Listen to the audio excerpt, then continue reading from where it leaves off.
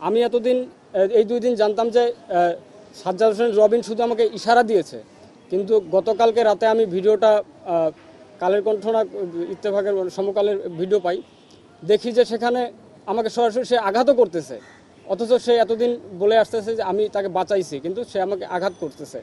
এই ভিডিওটা আপনারা চেক করে দেখতে পারবেন।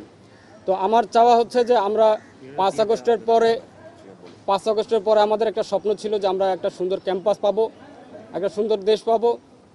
এতদিন থেকে ছাত্রদল এবং বিভিন্ন বিভিন্ন সংগঠন যেগুলো আছে এদের ভিতরে কথা কাটাকাটি চলতেছিল ফেসবুকে, হইলেও একটু উত্তপ্ত পরিবেশ হইলেও, কিন্তু হাতাহাতির পরিবেশ ছিল না।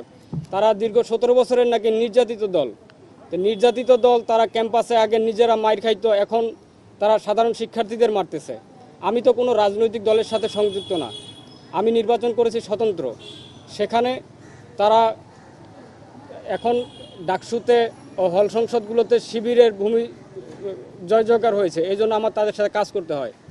সেই হিসাবে আমি বিএনপির সমালোচনাও করি, অনেক ক্ষেত্রেই করি। সাংবাদিকতা করার কারণে আপনারা জানেন যে বিভিন্ন মফস্বল থেকে নিউজ আসতো যে এই বিএনপির এক অপকর্মের ঘটনা আসতো, সেই হিসাবে মানসিকভাবে এগুলো মাথায় গেঁথে গেছিলো। তো আমি সমালোচনা করি, এটা আমার দায়িত্ব। আমি আন্দোলনে ছিলাম, আমি এই স্বপ্ন নিয়েই আন্দোলন করেছি যাতে এই রাষ্ট্রটা ভালো হয়। বিএনপির প্রতি আমার একটা সত্যি বলতে অনেক আশা ছিল বিএনপির প্রতি, যাতে এই দেশটা তাদের হাত ধরে ভালো হয়। যাই হোক, আমার চাওয়া হচ্ছে যে আমার উপর যে এই ন্যাক্কারজনক হামলা হয়েছে, আমি এর সুষ্ঠু বিচার চাই। আমি ইতিমধ্যে প্রশাসনের কাছে জানিয়েছি। থানায় অভিযোগের ক্ষেত্রে এখনও আমরা থানায় অভিযোগ জানাইনি, আমি কেবল ভিডিওটা পাইলাম। যেহেতু ভিডিওটা আমি পাইনি, আমাকে কে আঘাত করেছে, কারা হামলা করেছে আমি পাইনি। আমি অসুস্থ ছিলাম, হাসপাতালে দৌড়াদৌড়ি করতেছিলাম, আমি পাইনি। কিন্তু আমি যখন দেখলাম যে সাংবাদিক সমিতির এতগুলো সাংবাদিককে মারার পরেও, তারপর ডাকসু সদস্যদের মারার পরেও ওদের মামলা নিচ্ছে না, সেখানে আমি নিজেও আসলে ভরসা পাইতেছি না যে আসলে মামলা করে লাভ হবে কি হবে না। আমার হচ্ছে যে আমি জাতিকে জানাইতেছি যে আসলে তারা যে এতদিন বলতো শেখ হাসিনা সরকারের আমলে পুলিশ এরকম, প্রশাসন তাদের নিয়ন্ত্রণে, কিন্তু বিএনপি সরকার কি করতেছে, তারাও কিন্তু মামলা নিচ্ছে না। দুঃখজনক বিষয় হচ্ছে এটা। আমরা প্রক্টর স্যারকে জানাবো, যেহেতু বিশ্ববিদ্যালয়ের অভিভাবক, আমার হল প্রশাসনকে জানাবো, তাদের কাছে আমরা অভিযোগ দিব, তারা কি বিচার করে সেটা আমরা দেখব। প্রথম দাবিটি হচ্ছে যে মোহাম্মদ জুলহাস ইসলাম সহ অন্যান্যদের উপর সংঘটিত এই নৃশংস হামলার সঙ্গে জড়িত সকল অভিযুক্তকে শনাক্ত করে তদন্ত সাপেক্ষে প্রশাসনিক ও আইনত ব্যবস্থার আওতায় এনে দৃষ্টান্তমূলক শাস্তি নিশ্চিত করতে হবে। দ্বিতীয় বিষয় হচ্ছে, বিশেষ করে এই হামলার ইঙ্গিতকারী মদতদাতা এবং হামলার নেতৃত্বে নিজেও হামলাকারী ছাত্রদল মহসিন হল ছাত্রদলের যুগ্ম আহ্বায়ক সাজ্জাদ হোসেন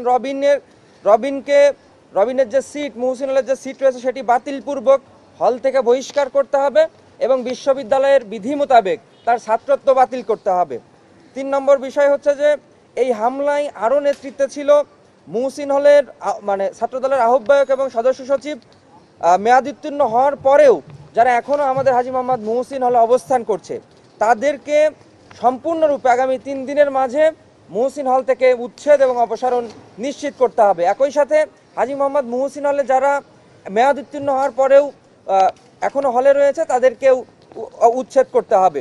4 নং বিষয় হচ্ছে যে জানেন আপনারা যে আমাদের যে ভিকটিম জুলহাসের কানের পর্দা ফেটে গিয়েছে, তার মেডিকেশন চলছে 7 দিনের। এই 7 দিন পরে ডাক্তার আসলে আমরা যতটুকু আশঙ্কা করছি যে তার আসলে অপারেশন করতে হবে।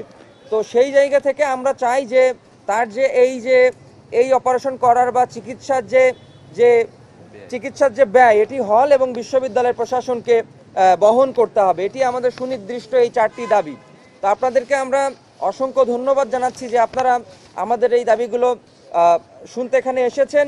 আমরা আশা করব আপনাদের মাধ্যমে পুরো বাংলাদেশ এবং ঢাকা বিশ্ববিদ্যালয়ের প্রশাসন সহ আইন অঙ্গনে যারা কাজ করেন তারা এই বিষয়ে কর্ণপাত করবেন। এই বিষয়ে তাদের সুদৃষ্টি কামনা করে আমাদের কথা আমরা এখানেই শেষ করছি।